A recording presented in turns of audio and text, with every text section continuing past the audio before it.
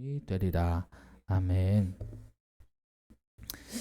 오늘 창세기 42장 말씀을 가지고 함께 은혜를 나누고자 합니다. 이 41장에는 이제 드디어 요셉이 애굽의 총리가 되었습니다. 그리고 그 땅 가운데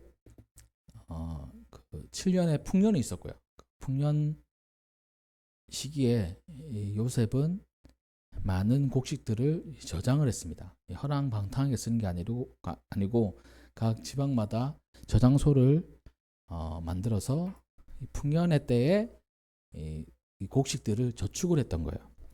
그리고 이제 7년 흉년의 시간대 이 곡식들을 풀기 시작합니다.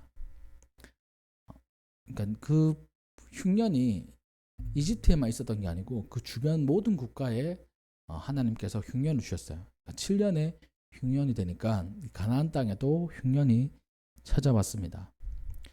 뭐 어느 정도는 버틸 수 있었는지 모르겠지만 이 버티기에는 한계에 이제 다다랐던 거예요. 야곱의 집도 마찬가지였습니다. 그래서 이 야곱이 이제 특단의 조치를 내리려고 봤더니만 이 주변에 아무데도 곡식이 없었는데 이 이집트에만 예굽에만 곡식이 있다는 소식을 전해 들었던 거예요. 그래서 아들들을 보내어서 곡식을 사가지고 오고자 했습니다. 그 42장 1절 말씀에 보면 그때는 바로 이 7년의 기근 때입니다.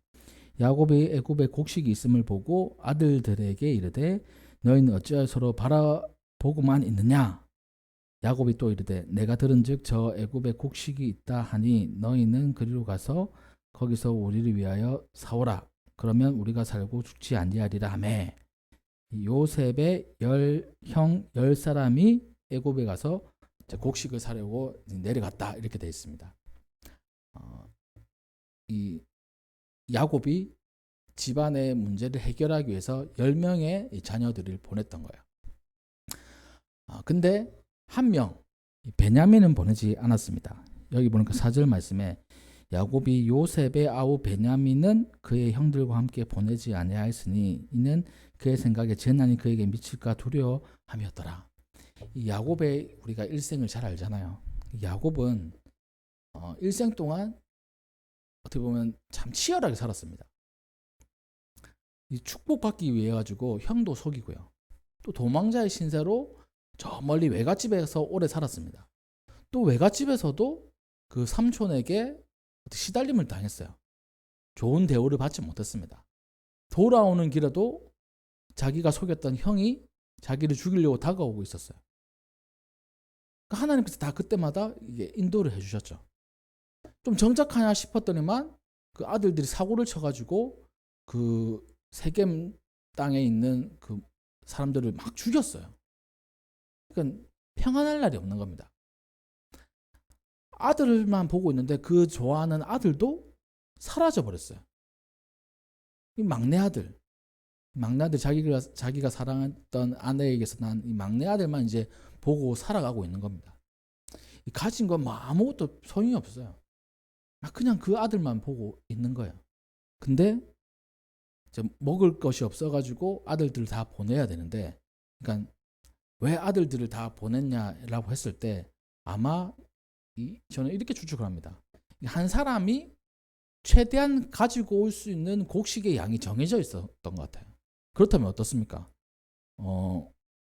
사람을 많이 보내면 많이 보낼수록 이익인 거예요. 많이 사올 수 있으니까. 그 야곱은 그때 당시에 그 가나안 땅에서 손에 꼽히는 이제 부자였습니다. 하나님께서 복을 주셔가지고. 그래서 한 명이라도 더 보내야 되는데 이 막내는 보낼 수 없는 거예요. 여기 보니까 혹시나 그에게 재난이라도 미칠까봐 두려워해가지고 그 막내 아들은 끼고 있는 겁니다. 요셉을 잃어버린 경험이 있기 때문에 막내 아들에 완전하게 집착하고 있는 야곱의 모습을 우리가 볼 수 있는 거죠. 그래서 우리도 때로는 막 집착하는 게 있어요. 우리가 집착하는 게 뭐가 있을까요? 이게 집착일까라고 생각되어지는 것이라도 하나님께서 보시기에 때로는 그것이 나에게 하나님과의 교제를 막고 있는 집착거리가 될 수 있습니다. 어떤 사람들은 중독이라고까지 얘기를 해요. 그러니까 하나님과 나를 멀어지게 하는 그런 집착거리들 우리가 발견해야 됩니다. 그것은 또 우리가 끊어버릴 수 있어야 돼요. 하나님이 보시기에 우리에게 집착이 무엇이 있을까요? 야곱에게는 어찌 보면 이 베냐민이었습니다. 근데 끝내는 그 베냐민도 이렇게 보내요. 그 자기가 집착하는 것을 내려놓게 하는 거죠. 그리고 우리가 이후에 결과를 아니까 베냐민을 내려놓자 어떻게 됐습니까? 잃은 줄 알았던 요셉을 다시 찾게 되는 거예요. 그러니까 이거는 이제 그 다음 말씀이지만, 그러니까 우리의 집착을 내려놓으면 시야가 넓어지고 하나님께서 준비하신 그 복이 보이는 겁니다. 바라기는 우리 여기 있는 성도님들, 때로는 우리가 집착하는 것에 있어서 내려놓을 수 있어야 돼요.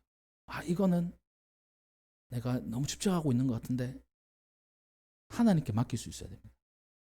하나님께 온전히 맡길 수 있는 우리 모두가 되기를 주님의 이름으로 축복합니다. 그렇게 이 야곱은 베냐민을 먼저는 자기의 품에 두고 나머지 10명의 아들들을 애굽으로 내려보냈습니다. 그래서 애굽으로 내려가가지고, 내려갔다는 의미는 밑에 있기 때문에 내려갔다고 의미를 하는 거예요. 여기 보니까 6절 말씀에 보면 때에 이제 도착을 했어요. 요셉이 나라의 총리로 그 땅 모든 백성에게 곡식을 팔더니 요셉의 형들이 와서 그 앞에 땅에 엎드려 절하매. 요셉은 그 사람들을 보고 형들은 이제 대번에 알았던 거예요. 근데 형들은 꿈에도 몰랐던 겁니다. 어떻게 요셉이 애굽, 그때 당시에 그 지방을 제패했던 대제국 이 애굽의 총리가 자기들이 팔았던 동생이었을 것이라고 어떻게 상상을 하겠습니까? 결코 상상을 할 수가 없죠. 그것도 모르고 총리인 요셉에게 절을 하며 양식을 살려고 했던 겁니다. 자, 여기서 우리가 예전에 기억해요. 요셉의 꿈. 형들의 볏집단이 요셉의 볏집단에 둘러 있어가지고 절을 했던 거 우리가 기억을 합니다. 요셉의 꿈이 실현이 되는, 성취가 되는 그 순간이었어요. 아무도 모르지만 요셉은 알았던 겁니다.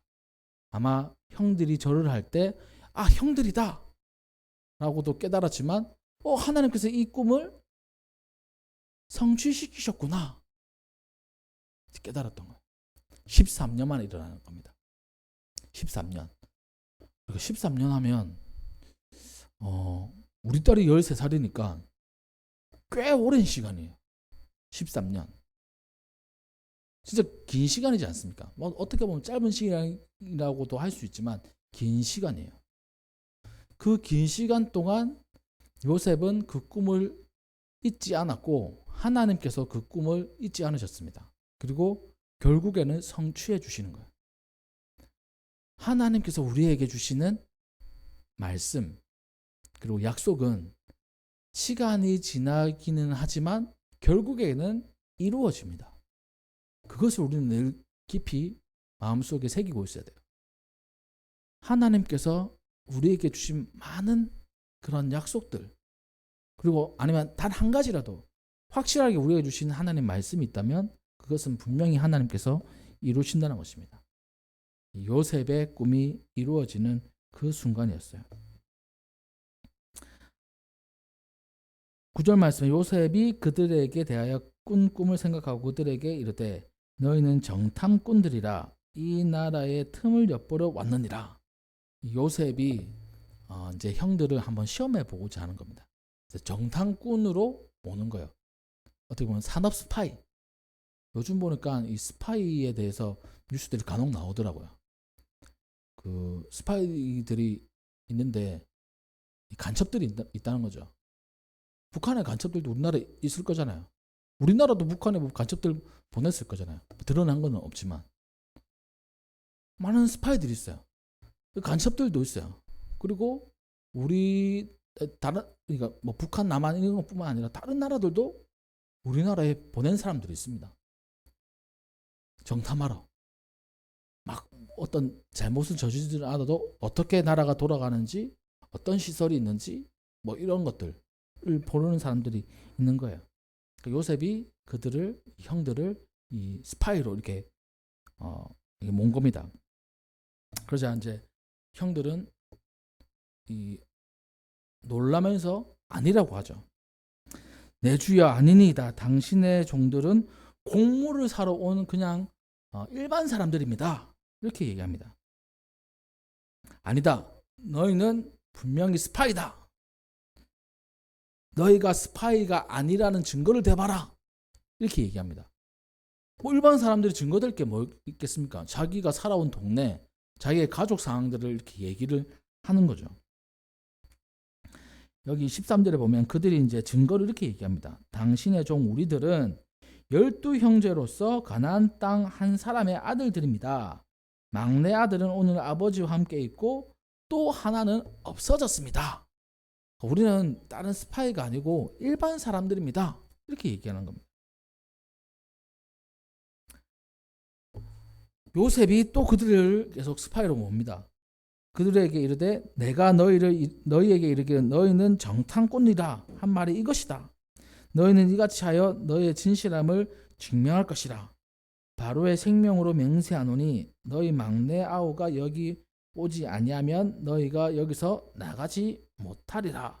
너희 중에 하나를 보내어 너희 아우를 데려오게 하고 너희는 갇혀 있어라. 내가 너희의 말을 시험하여 너희 중에 진실이 있는지 보리라. 바로의 생명으로 맹세하노니 그리하지 아니하면 너희는 과연 정탐꾼이라. 이렇게 얘기합니다. 요셉이 이 증명을 하라고 한 것이 무엇이냐면 한 사람을 보내서 막내 베냐민을 데려오게 하는 겁니다. 그렇지 않으면 너희는 정탐꾼이라. 이렇게 엄포를 놓는 거예요.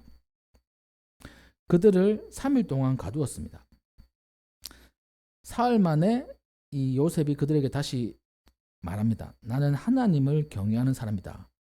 너희는 이같이 하여 생명을 보존하라. 너희가 확실한 자들이면 너희 형제 중 한 사람만 옥에 갇히고 너희는 곡식을 가지고 가서 너희 집안에 굶주림을 구하고 너희 막내 아우를 내게로 데리고 오라.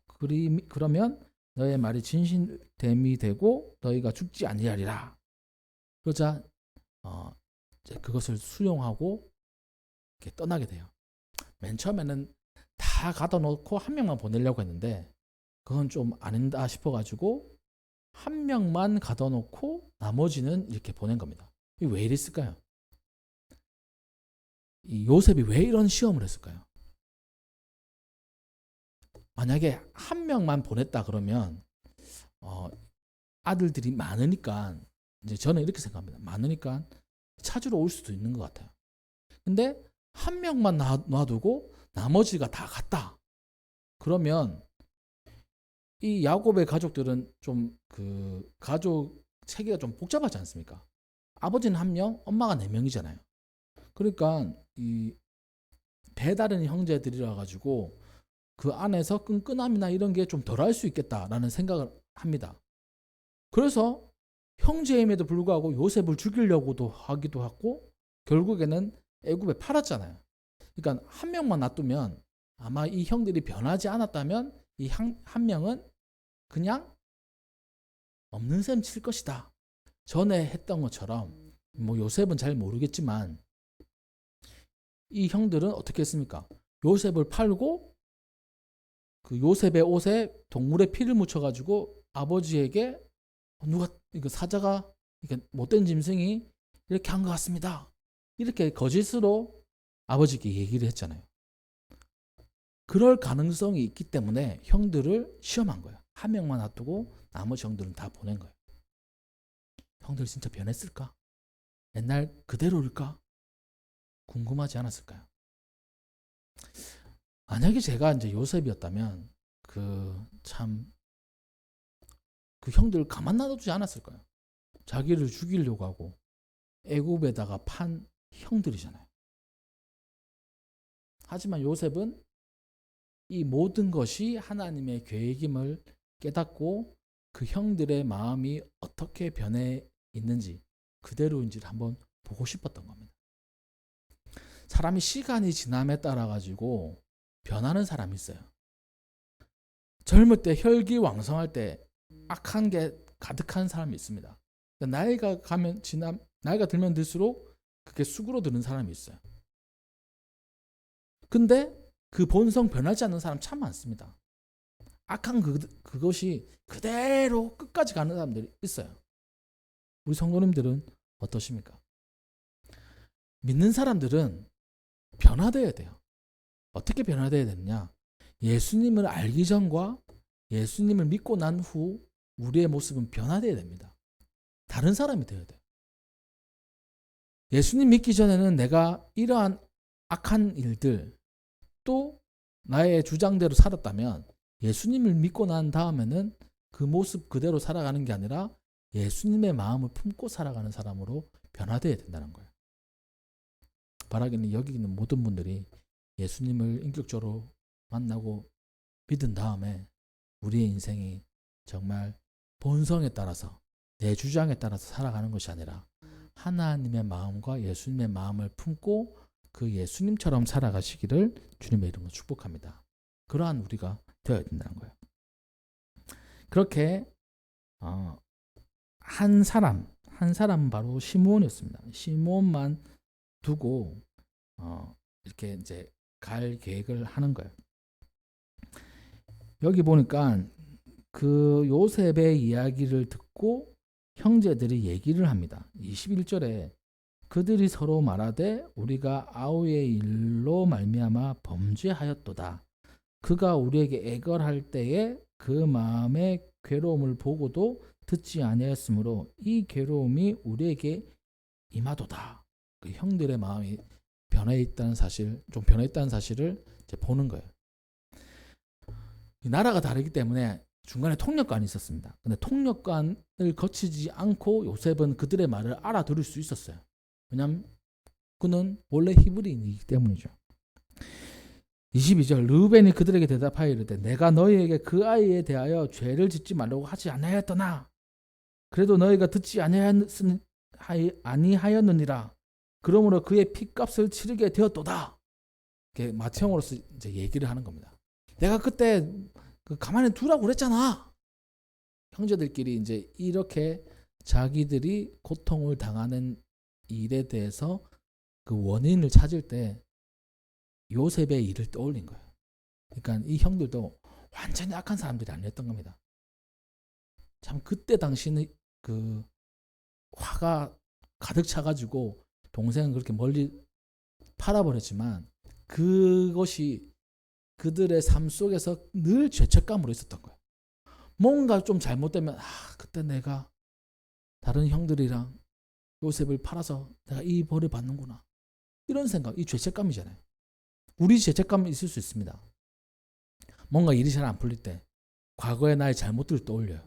내가 그렇게 해가지고 내가 벌을 받는구나. 우리 가족이 벌을 받는구나. 이런 생각하는 사람 참 많습니다. 저도 그래요. 우리 자녀들이 아프면 내가 뭐 잘못한 게 있나? 내가 그때 그거 잘못했었지. 그 생각 저는 늘 합니다. 우리가 그렇게 죄책감에 사로잡혀 있어요. 요셉의 형들처럼. 근데 그 죄책감 있잖아요. 우리 하나님 앞에서 해결할 수 있습니다. 예수님 십자가 앞에서 우리가 해결할 수 있어요. 그것을 대신 짊어주신 분이 바로 예수님이십니다. 우리의 죄악 다 짊어지신 분이 바로 예수님이세요. 그러니까 우리 속에 죄책감이 생기고 떨쳐내지 못하는 아픔이 있다고 할 때 우리가 예수님의 십자가를 바라봐야 됩니다. 예수님의 십자가를 의지해야 되는 거예요. 그것이 믿는 사람들에게 주신 하나님의 축복입니다. 때로는 내 속에 이 죄책감들이 또 죄악에 대한 그 멍에들이 스물스물 올라올 때 그때 우리는 예수님을 바라봐야 돼요. 십자가를 바라봐야 돼요. 그 십자가만이 우리를 온전하게 할 수 있는 겁니다. 이 형들의 얘기를 듣고 요셉은 그 자신의 마음속에 차오르는 그 감정을 억누르지 못했어요. 그래서 그 자리를 떠나서 울고 다시 돌아왔습니다. 이 시몬이 잡히게 되었어요. 그리고 곡물을 주고 또 한 가지 더는 그 돈을 그대로 돌려보냈습니다. 곡식의 값을 받지 않고 돌려보냈던 거예요. 이것도 뭐 시험이라고 할 수도 있겠지만 그냥 형들에게 돈을 받고 싶지 않았던 요셉의 마음일 수도 있습니다. 형들은 다시 이렇게 그 곡식을 가지고 가나안 땅으로 돌아왔어요.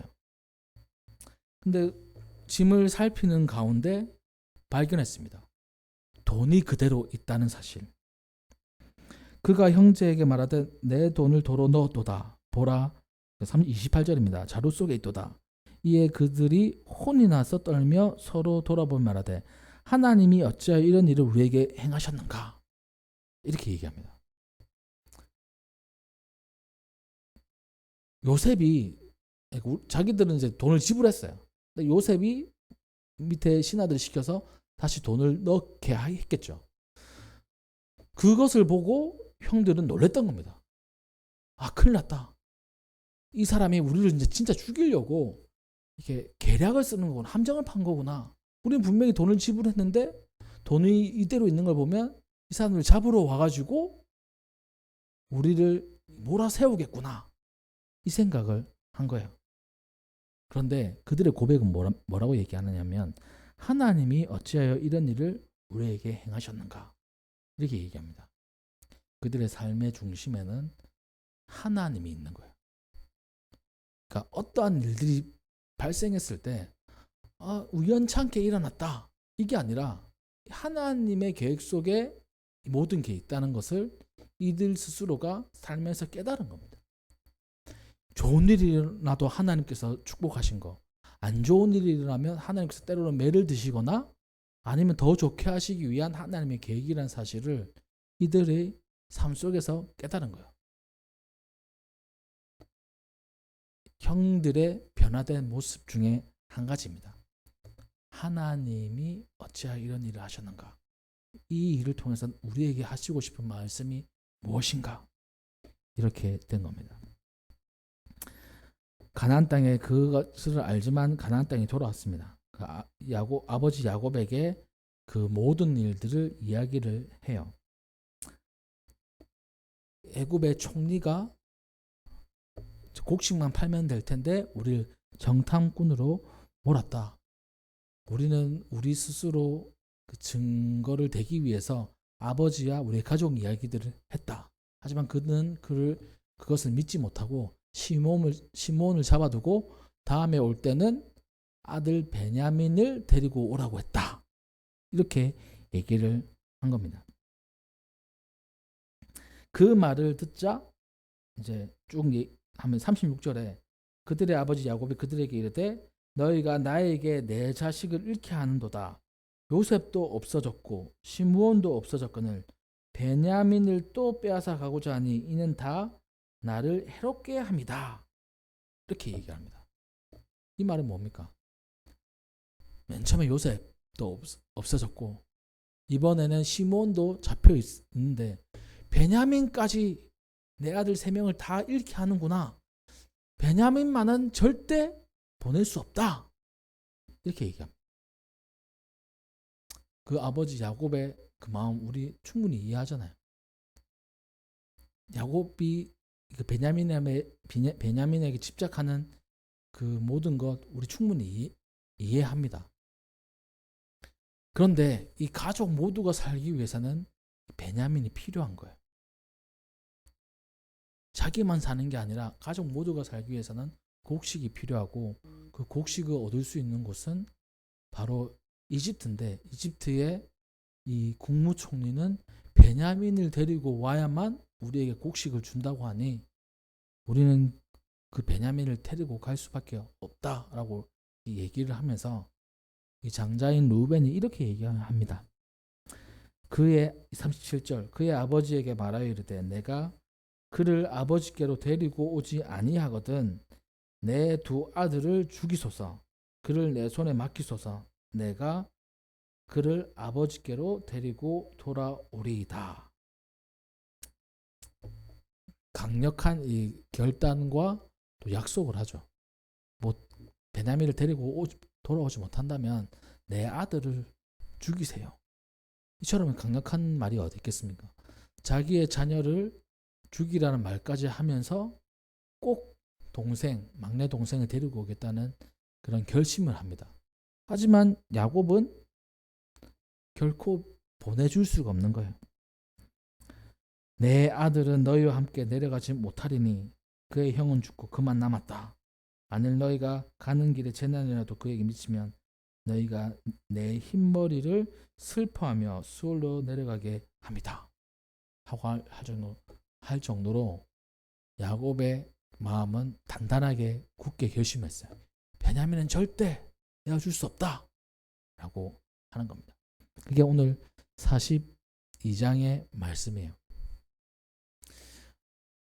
우리 인생 가운데 뭐 이러한 똑같은 일은 일어나지 않겠죠. 근데 이러한 비슷한 일들 우리에게 일어날 수 있습니다. 각 사람들을 한번 보세요. 먼저 야곱을 한번 보세요. 야곱. 모든 걸 다 가졌습니다. 많은 자녀들도 있어요. 재산들도 많아요. 근데 그거 다 필요 없어요. 자식을 잃은 슬픔 때문에 나머지 많은 자녀들이지만 그 한 자녀 베냐민에게만 집착합니다. 주변은 거 하나도 안 들어와요. 그렇지 않습니까? 다 가진 것 같아요. 근데 그 베냐민에만 집착해가지고 자기의 삶이 어디로 가는지 모르는 야곱의 모습 오늘 본문에서 볼 수 있지 않습니까? 이 집착이란 게 그만큼 무서운 거예요. 우리 성도님 집착한 거 있으세요? 어떻게 보면 중독된 거 있으세요? 이 영상을 보시는 분들도 내가 집착하거나 이 중독된 것 때문에 하나님을 보지 못하고 내 주변을 돌아보지 못한다면 그것을 우리는 과감하게 끊을 수 있어야 됩니다. 그렇지 않는다면 하나님께서 또 알아서 또 끊어주시기도 해요. 바라기는 집착을 넘어서 그 너머에 있는 하나님을 바라보는 우리 성도님들 되시기를 주님의 이름으로 축복합니다. 두 번째, 요셉을 보십시오. 앞서서 얘기했듯이 제가 요셉이라면 단번에 형들을 봤을 때 다 처단했을 거예요. 저는 사실 진짜 저의 마음 그래요. 나에게 권력이 있고 나를 이곳까지 몰아넣은 형들 죽이진 않더라도 진짜 혼내고 감옥에 가둘 수 있는 그런 권력이 있잖아요. 근데 요셉은 그러지 않았습니다. 형들을 시험했지만 용서하기 위한 시험이었어요. 함께 하기 위한 시험이었어요. 그 요셉의 마음 우리가 닮아야 됩니다. 용서하지 못한 사람 혹시 있습니까? 용서할 수 있어야 돼요. 기독교의 사랑은 용서부터 시작합니다. 예수님의 사랑은 용서부터 시작해요. 왜 그렇습니까? 예수님을 죽인 사람이 바로 유대인이고 바로 우리예요. 근데 그 사람들을 용서하기 위해서 십자가를 묵묵히 지신 것이 바로 예수님이십니다. 예수님의 사랑, 이 기독교의 사랑의 첫걸음은 바로 용서입니다. 용서할 수 있는 우리 성도님들 되시기를 주님의 이름으로 축복합니다. 그리고 마지막 형들의 모습. 형들의 모습을 보면 처음 참 혈기왕성할 때 형들의 모습은 잔인하기 그지없어요. 그렇지 않습니까? 세겜에 있는 사람들을 몰살시키기도 하고 진짜 배다른 형제이지만 이 동생을 죽이려고까지 하고 그냥 혼내는 정도가 아니고 죽이려고 하고 또 완전히 멀리 팔아버렸잖아요. 잔인하기 그지없는 사람입니다. 근데 세월이 지나고 인생을 살아가면서 자기의 그 욕심대로 자기의 본능대로 살아가는 것이 다가 아니라는 걸 깨달은 거예요. 그리고 그들을 얽어매고 있는 한 가지, 나는 동생을 죽이려고 했던 사람이에요. 나는 동생을 팔아버린 사람이에요. 죄책감 떨쳐내지 못했던 겁니다. 그 죄책감이 때로는 그들을 겸손하게 할 수 있는 거예요. 저는 또 그렇게 또 생각합니다. 형들이 이렇게 겸손해질 수 있었던 것은 떨쳐내지 못한 죄책감 때문이 아닐까라는 생각도 하게 됩니다. 그 죄책감 때문에 그들은 또 다른 죄를 범할 수 있었음에도 불구하고 옛날 일을 떠올려요. 그래, 옛날에 우리가 그 요셉에게 잘못했던 거 우리가 벌 받는 거야.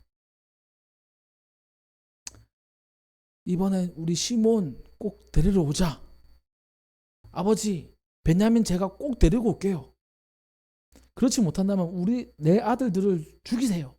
할 정도로 형들의 모습이 변화됐던 겁니다. 이 형들의 모습을 통해서 우리는 깨닫습니다. 때로는 내 과거의 죄책감들이 나를 겸손하게 하기도 하고 나를 낮추기도 하는구나. 또 이 죄책감들을 해결하기 위해서 우리 스스로가 아무리 노력해도 할 수 없는 거구나. 바로 예수님만이 이 모든 것들을 해결할 수 있는 분이세요. 그러기에 나를 겸손하게 하고 나를 낮추는 죄책감, 때로는 그것으로 인해서 우리가 깨닫기도 하고요. 또 그것이 때문에 우리가 힘들다면 예수님을 바라봐야 됩니다. 이 죄책감이 계속 지내다 보면 진짜 우리의 삶이 피폐해져요. 그것을 해결할 수 있는 분은 예수님밖에 없습니다. 그 사실을 깨달으시고 때로는 내 삶 속에서 올라오는 그런 죄책 예수님 앞에 내려놓으실 때 예수님의 평화가 우리에게 임할 것입니다. 그러한 사실을 믿고 오늘 42장을 통해서 요셉과 형들과 야곱의 인생을 통해 우리가 많은 것들을 배웁니다. 그 인생에서 그 교훈을 주시는 하나님의 은혜, 그것에 감사하며 그 교훈에 따라서 살아가는 우리 모든 성도님들 되시기를 주님의 이름으로 축복합니다. 기도하겠습니다.